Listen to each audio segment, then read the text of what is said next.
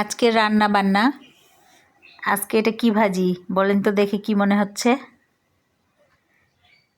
আজকে মনে হচ্ছে, এটা দেখে মনে হচ্ছে না যে আলু ভাজা, কিন্তু আলু না, এটা হচ্ছে ক্যাঞ্জাল ভাজা না কি বলে এটাকে, ওই যে কলার ভিতরের অংশটা যেটা,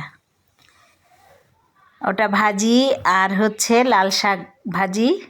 লাল শাক সিদ্ধ করে নিয়েছি আগে, দিয়ে এবার রসুন, পেঁয়াজ, কাঁচামরিচ, ঝাল ঝাল করবে জন্য বেশি করে কাঁচামরিচ দিয়েছি।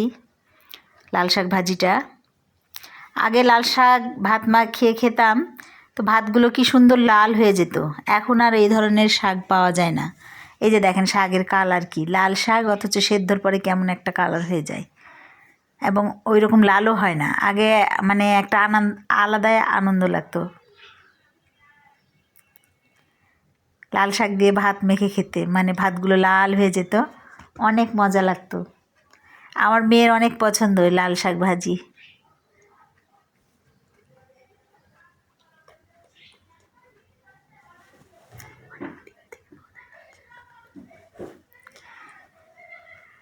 তা আমার অতটাই যে এইসবের জন্য এখন আর লাল শাক অতটা ভালো লাগে না।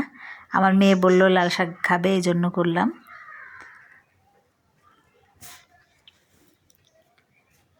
কালার হবে লাল টুকটুকা, তবে না ভালো লাগবে।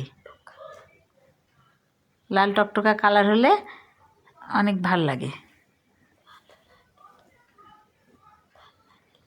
এই যে এভাবে পানি ছিল, তো পানিটা ধরেন নেড়ে নেড়ে ভালো করে ভেজে পানিটা হচ্ছে শুকিয়ে নিতে হবে, তবে শাকের পারফেক্ট স্বাদটা আসবে।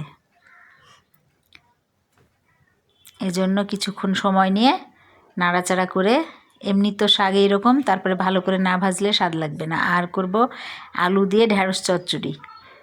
এই যে ঢ্যাঁড়সগুলো পরিষ্কার করে নিয়েছি, এবার আলুটা কেটে, এই যে ঢ্যাঁড়স চচ্চড়ি প্রায় হয়ে এসছে। হালকা লো হিটে দিয়ে রেখেছি যেন একেবারে সফট হয়ে যায় আলু এবং ঢ্যাঁড়সটা দুইটাই। আমার মেয়ের এটাও খুব ভালো পছন্দ করে।